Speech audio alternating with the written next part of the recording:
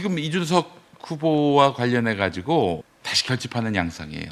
저희가 네. 파악해 본 바에 따르면은 그렇기 때문에 이럴 때 계속 이준석을 이재명 후보 아들 건으로 해서 몰고 가면은 이거는 전략적으로 별 도움이 못 된다라는 말씀을 드리고 싶습니다. 제 생각도 그렇습니다. 김종인 전 비대위원장이 어제 CBS 나와가지고 했던 말이 뭐 이 이슈는 하루 정도로 소비되고 말 것이다. 내 판단에는 이준석이 한 15% 득표율을 보일 것이다. 너무 높게 쳤는데요? 글쎄요, 저는 15%까지 가긴 어려울 것 같은데 네. 어쨌든 지금 그들이 다시 뭉치고 있습니다. 이 이슈와 관련해서 지나치게 몰두를 하고 그 이슈만 갖고 공격을 하면 그들은 가만히 있겠습니까?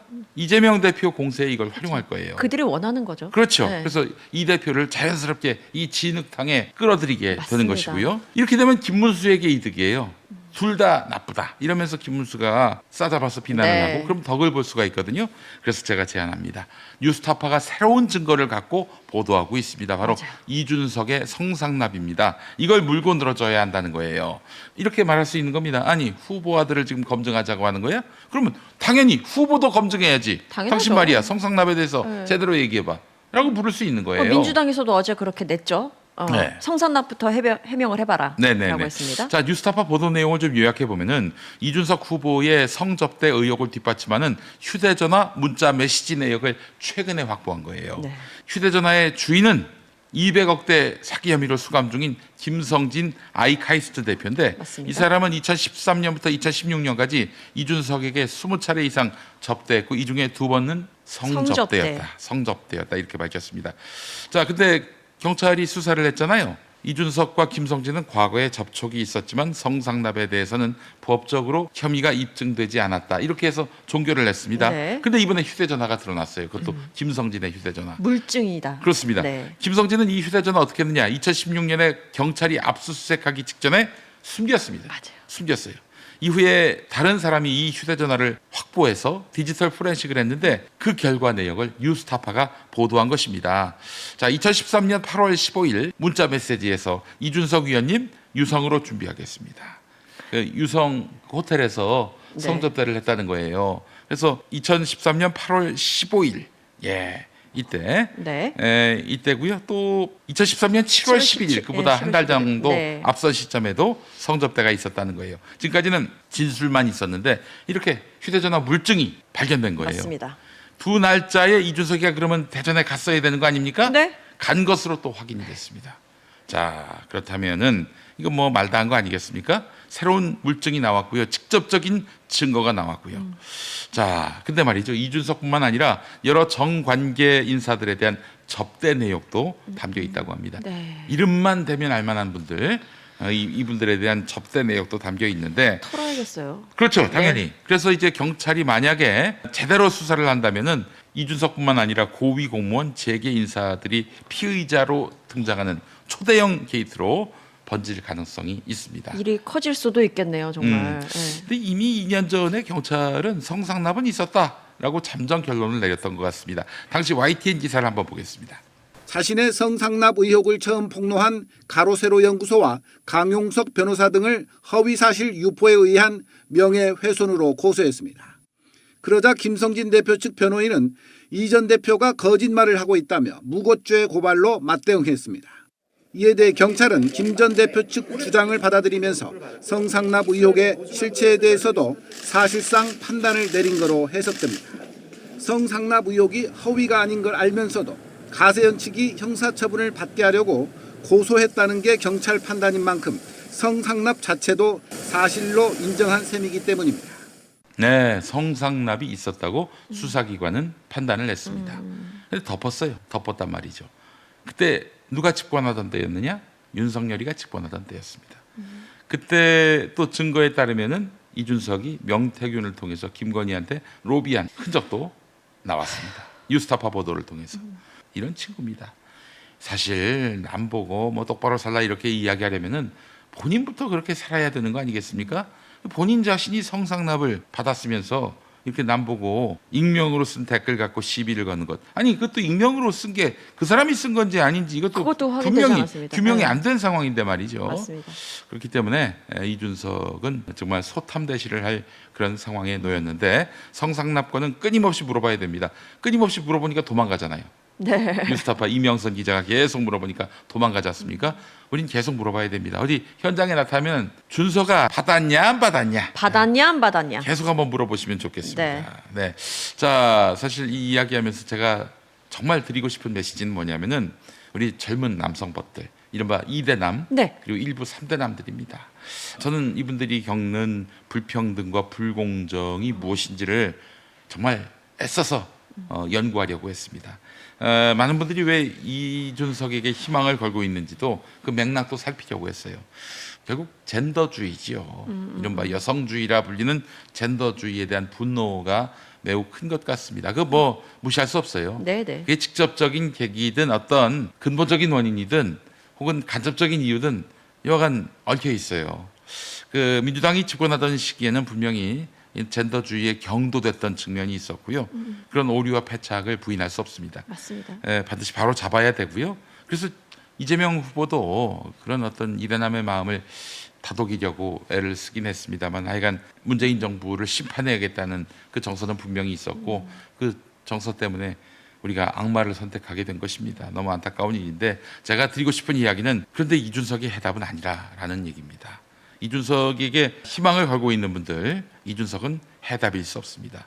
그는 오래 지속되고 또 더 성장할 정치인이 아닌 것입니다. 우선 첫 번째로 비호감도가 너무나 높습니다. 얼마 전에 한국일보 한국리서치가 조사한 바에 네. 따르면 비호감 대선 주자 1위 맞습니다. 이준석. 근데 뭐 다른 조사도 대부분 다 그렇게 나와요. 근데 이 한국일보 한국리서치 조사는 무려 68%입니다. 아, 국민 10명 중에 7명이 이준석을 비호감으로 느끼고 있어요. 아마 5주 연속 비호감 1위였어 가지고 예. 그 기관인지는 모르겠는데요. 일단 5주 연속 그래서 남천동에서는 골든컵을 수여했습니다. 제가 대리 수상했고 전달할 수 있을지는 모르겠네요. 네. 제가 일단 받긴 받았습니다. 예, 그래요. 아, 네. 자, 그럼에도 이준석은 이걸 개선하려거나 뭐 혹은 좀 호전시키려고 애를 쓰질 않습니다. 전혀. 아니, 위기가 오면은 뭐 어떻게 나옵니까? 말로 얼버무리거나 상대를 공격하는 식으로 해서 돌파하잖아요. 네. 개선할 여지가 없어 초점을 보여요. 흐리고. 예, 그렇죠. 네네.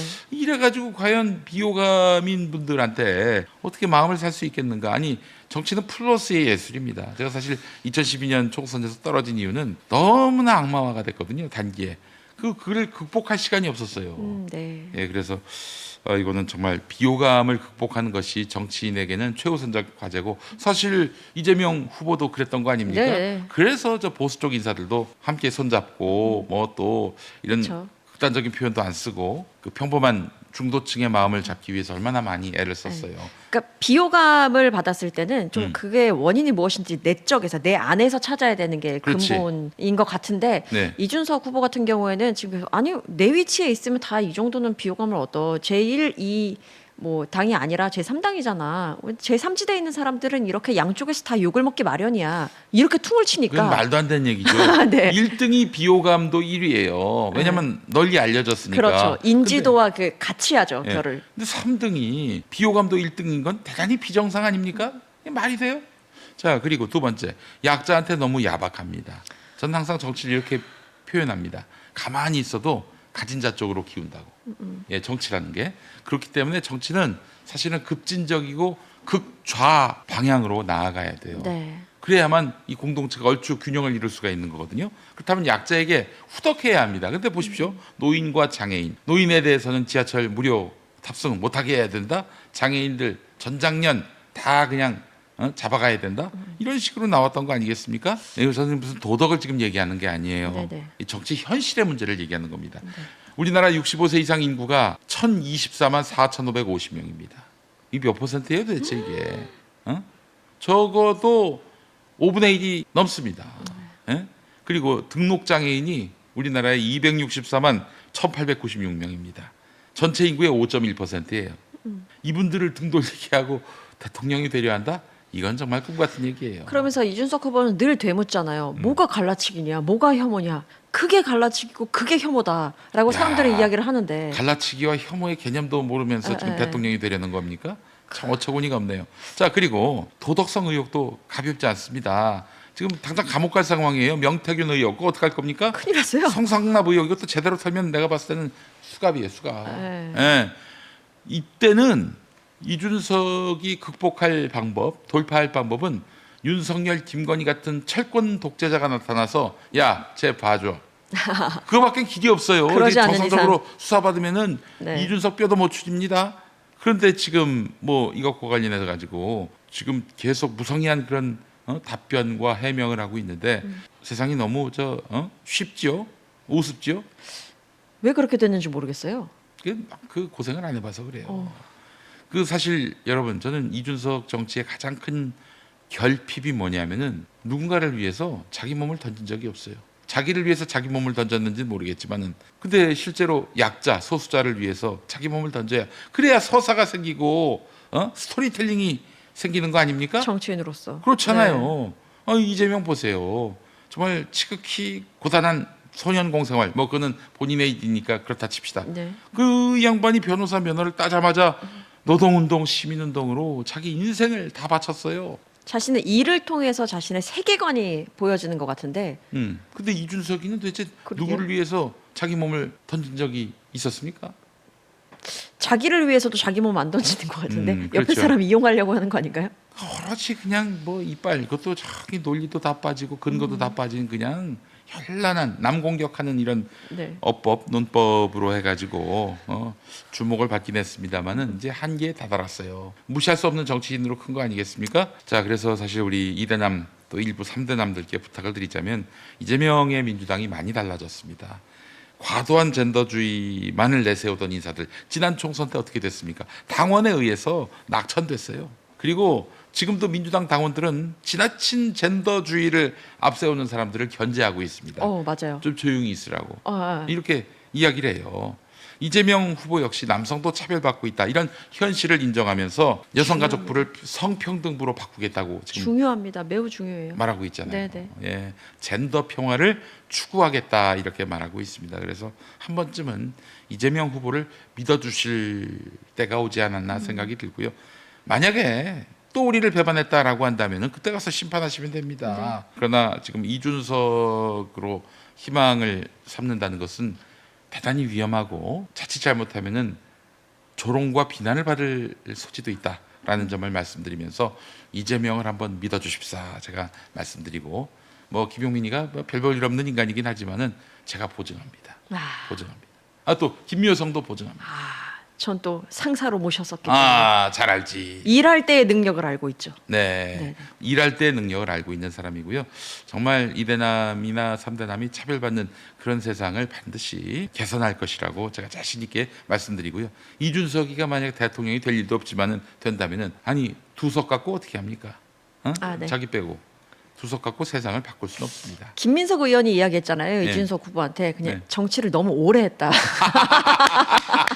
압도적 새롭다는 후보가 네. 너무 오래 했다고. 그리고 허은하 의원은 압도적 해로움이라고 이야기를 했고 그분들을 따라갈 수가 없네요. 그 한 줄 요약을. 네. 예. 전 또 이것도 굉장히 재밌게 봤어요. 의원님, 왜 그 12.3 비상계엄 당일에 네. 강남에 있다가 동탄에 집에 가서 샤워를 합니까? 네. 그랬더니 씻으러! 그래서 씻으러가 아니라 씻으러! 씻으라 임마 이렇게 된 거죠 지금. 그 짤이 엄청 돌아다니고 있어요. 예. 아이고, 그래요. 그래서 그냥 지금 예. 별명이 또 하나 생겼잖아요. 뭐요? 준스톤이 아니라 샤워스톤이라고. 샤워스톤. 샤워스톤. 아유. 예. 이렇게 조롱거리가 될 때에는 위험징후입니다. 맞아요. 위험징후예요. 밈이 이거. 생기면 끝나는 거예요. 그럼요. 네. 그 좋은 밈이 나와야 되는데 지금 젊은 주자가 저렇게 난 다른 것보다도 저도 입틀막 트라우마가 막 생기네. 어떻게 불편한 말을 했다고 저렇게 입틀막을 해. 그러니까요. 기자가 질문하는데 막 쫓아가면서 저 멀리 떨어져 있는데도 붙잡아서 맞고.